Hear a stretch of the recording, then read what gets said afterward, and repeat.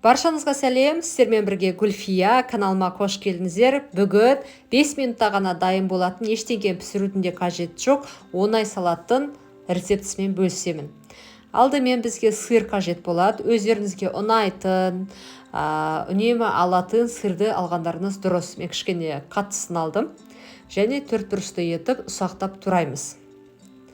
Құрметті оқырмандар, осы YouTube каналымда мен тұрақты түрде видеолармен бөлісем, өте көп рецепттері бар, сондықтан каналыма тіркелуді ұмытпаңыздар. Келесі кезекте бізде қиярды да ұсақтап 4 бұрышты етіп тураймыз.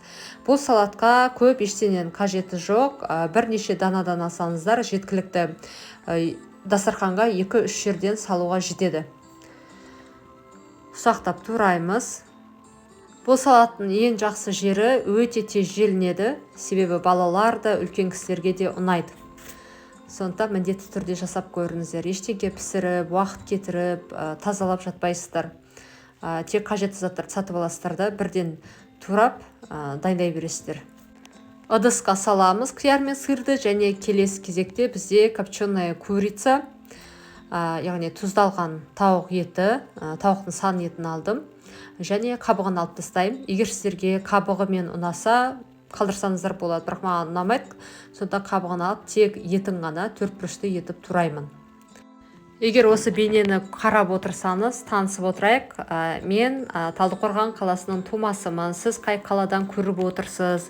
Мен каналымды бұрыннан қарайсыз ба, әлде жаңадан тіркелдіңіз бе? Төмендегі комментарий бөлімінде осы сұрақтарға жауап беріңіздер. Маған өте жақсы болып қалады, себебі сіздерден кері байланыс алған маған қуаныш сыйлайды. Тауық етінде ыдысқа саламыз, содан кейін қызанақ тураймыз. Мен 2 қызанақ қостым бұл салатқа. Қызанақты да 4 бұрышты етіп турайсыздар.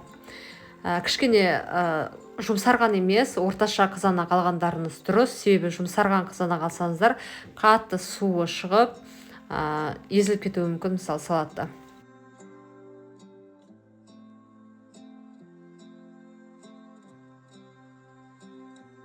Қызанақты да ыдысқа саламыз, және ең соңғы сухарики қосасыздар, өздеріңізге ұнайтын түрін алыңыздар. Майонез салып, жақсылап салатты араластырамыз. Майонез бен салатты толығымен араластырғаннан кейін дәмін көріңіздер. Егер қажет болса, аздап дәміне қарай тұз салсаңыздар болады. Бірақ мен тұз салмадым, себебі тауық етінің тұзы бар, және майонезінде тұзы бар.